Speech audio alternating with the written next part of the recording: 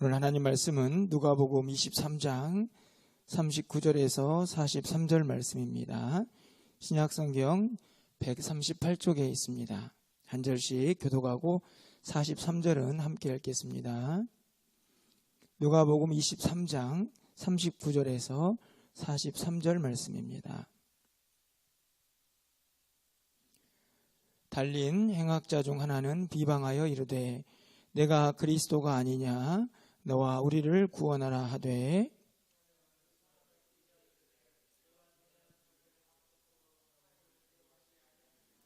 우리는 우리가 행한 일에 상당한 보응을 받는 것이니 이에 당연하거니와 이 사람이 행한 것은 옳지 않은 것이 없느니라 하고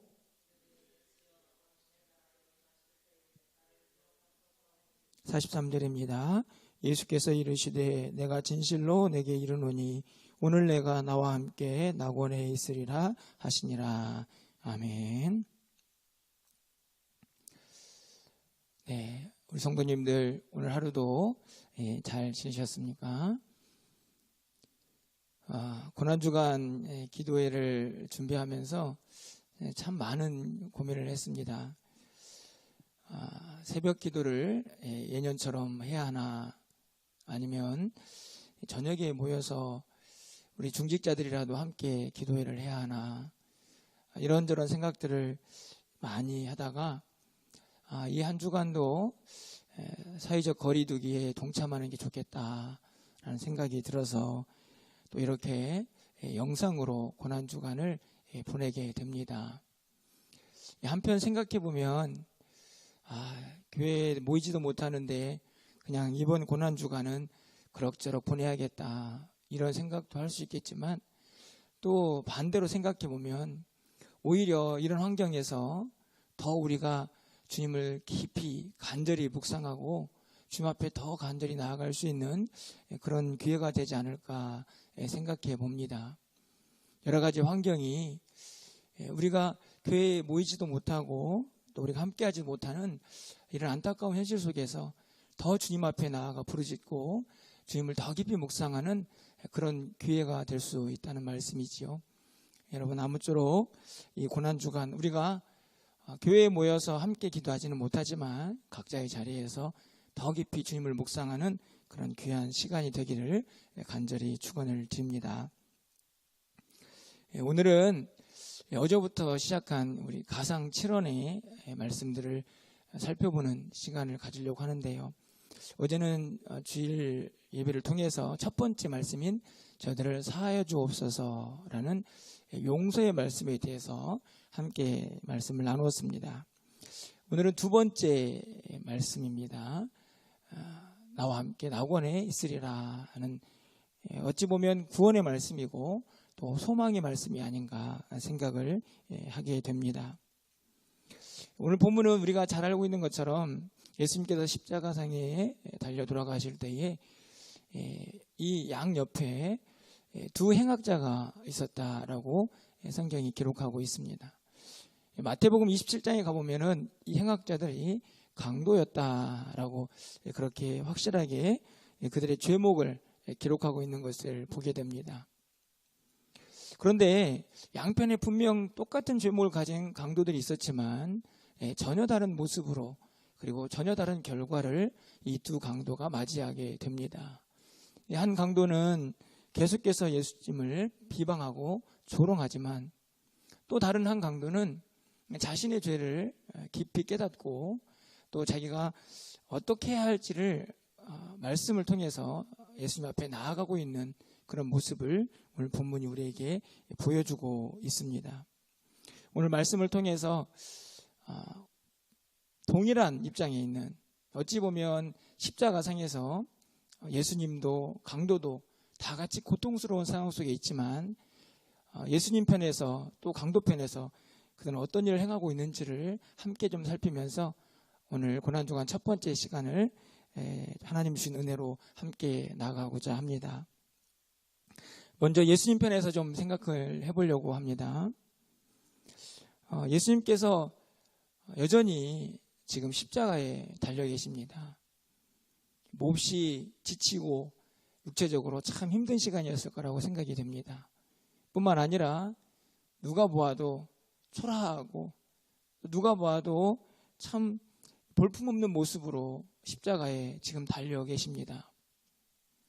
그런데 오늘 본문에 있는 말씀을 보면 예수님께서 끝까지 그 고통 가운데에서도 주께서 이 땅에 오신 그 사명을 감당하고 있는 모습을 우리가 살펴볼 수가 있습니다. 누가복음 5장 32절에 있는 말씀을 보면 예수님께서 왜 이 땅에 오셨는지를 분명하게 기록하고 있는데요. 그 말씀을 보면 내가 의인을 부르러 온 것이 아니오 죄인을 불러 회개시키러 왔노라. 예수님께서 이 땅에 오신 이유는 죄인을 불러서 회개시켜서 하나님 나라 백성 삼기 위한 것이다 라고 분명하게 말씀하고 있는데, 오늘 이 십자가상에서 예수님은 또 한 강도를 주님 곁으로 부르고 있는 모습을 우리가 살펴볼 수가 있습니다. 그러니 예수님께서 십자가상에 달려 계시지만 끝까지 마지막 순간까지 그분의 사명을 다하고 있는 모습을 우리가 발견하게 되는 것입니다. 뿐만 아니라 예수님께서 가지고 계신 그 구원의 권세, 영생의 그 권세와 능력을 이 십자가상에서 또 한 번 확인하고 그리고 그 능력을 발휘하고 계십니다. 요한복음 14장 6절에 이렇게 말씀하고 있죠. 예수께서 이르시되 내가 곧 길이요 진리요 생명이니 나로 말미암지 않고는 아버지께로 올 자가 없느니라. 예수님이 길이고 진리고 생명입니다. 예수님을 통해서만 하나님 앞에 갈 수가 있죠. 오늘 이 한 강도는 바로 그 길을, 그 생명을, 그 진리를 만나게 됩니다. 예수님께서 그에게 말씀하시죠. 오늘 네가 나와 함께 낙원에 있을 것이다. 이 말씀은 다른 말씀이 아니고 내가 너에게 영생을 주겠다라는 말씀이기도 합니다. 그분의 권세와 능력이 십자가상에도 그대로 드러나는 것이죠.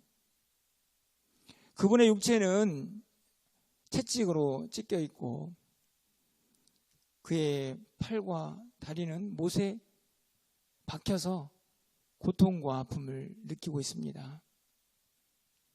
하지만 오늘 말씀을 보면 예수님은 십자가상에서 초라하고 보잘것없는 한 존재로 그렇게 매달려 있는 것이 아니고 그 영광의 광채가 나타나고 있다는 생각을 해보게 됩니다. 왜 그렇습니까?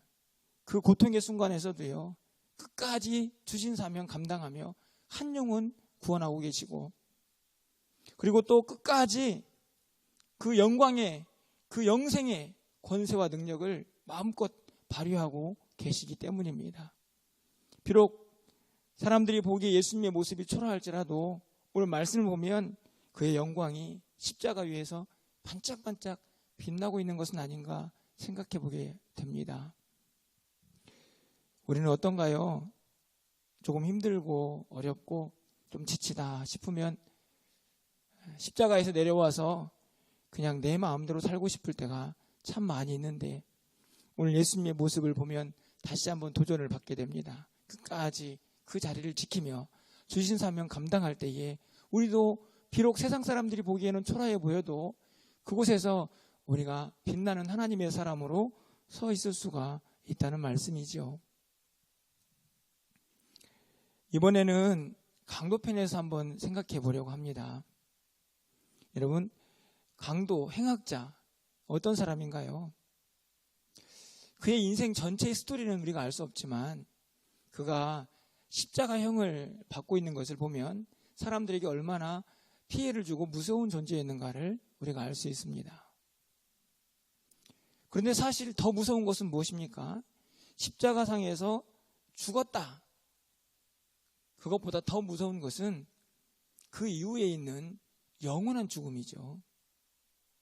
단순하게 죄를 짓고 십자가 형벌을 받아서 죽었다가 끝이 아니고 그 이후에 영원한 형벌이 또 그에게 기다리고 있었다는 말씀입니다.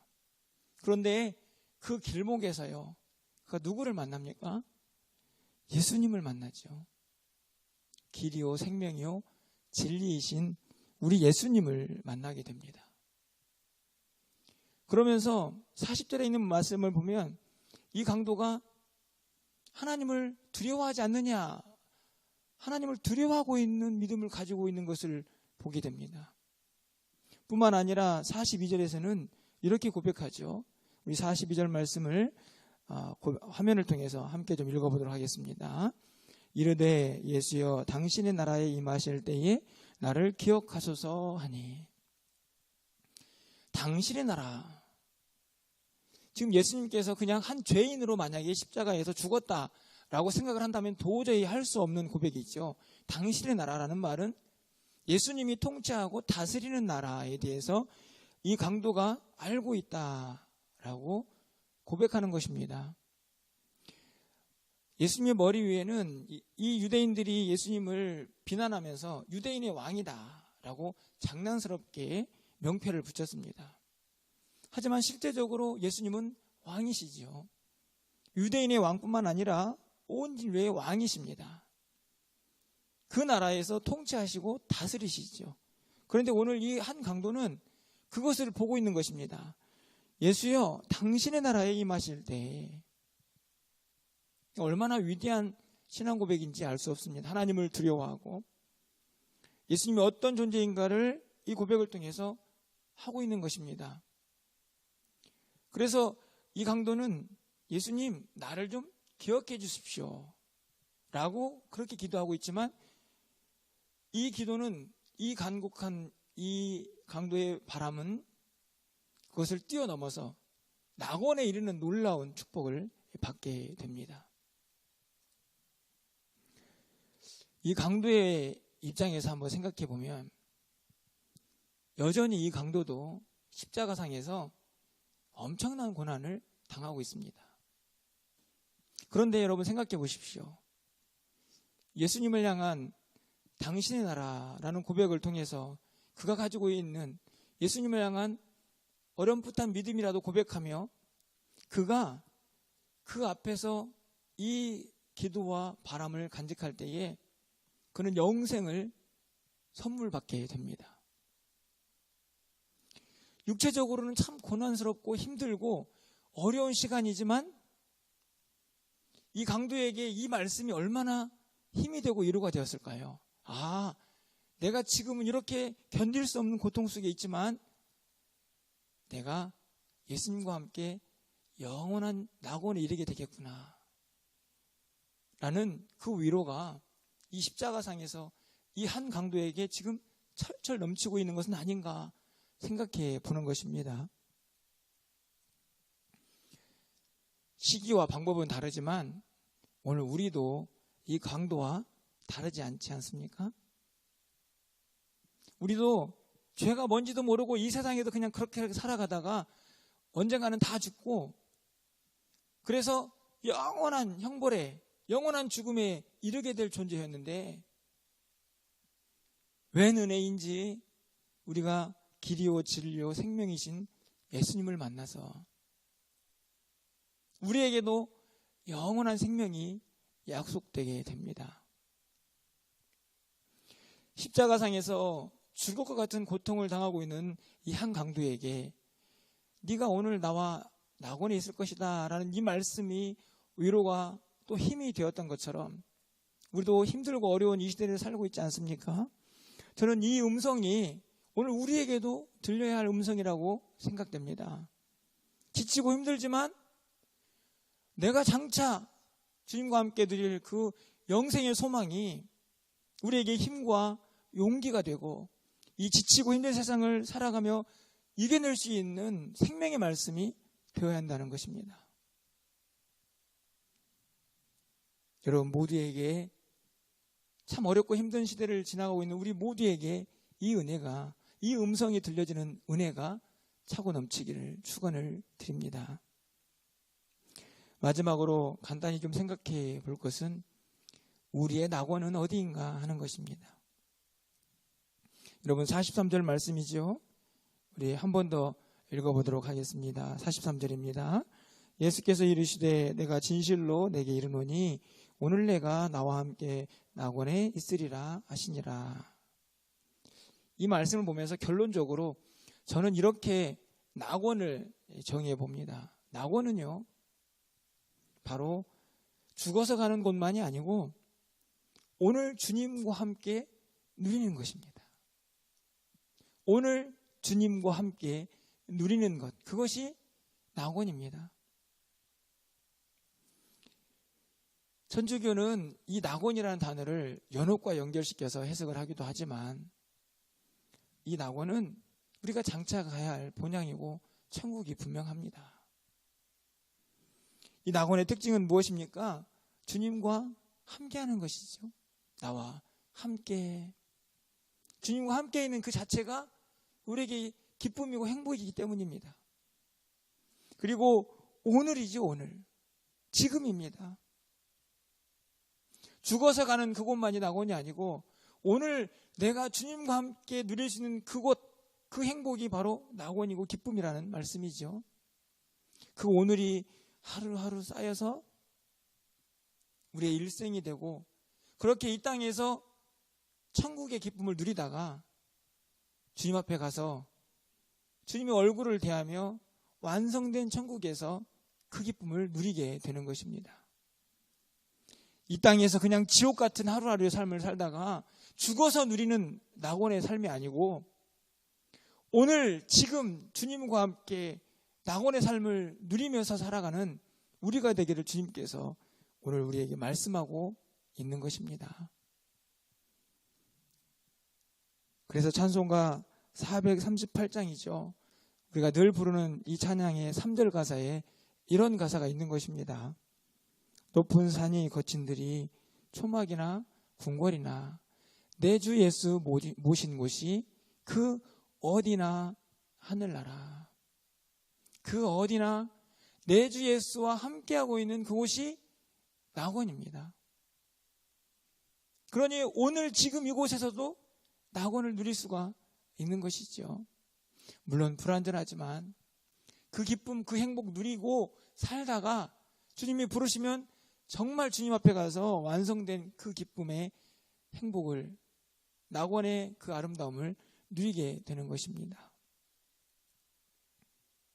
고난주간을 보내고 또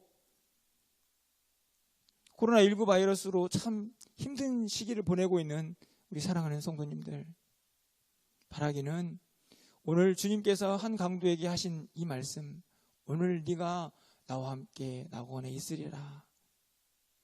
이 음성이 여러분의 삶에 매일매일 들려져서 천국을 소망하며 승리하는 삶이 되시기를 바라고, 또한 죽어서 누릴 천국만 기대하지 마시고 오늘 지금 이 순간에 주님과 함께 누릴 그 천국의 기쁨을 여러분이 늘 누리시면서 이 힘들고 어려운 시기를 하루하루 승리하며 살아갈 수 있는 저와 여러분 되시기를 주님의 이름으로 축원을 드립니다.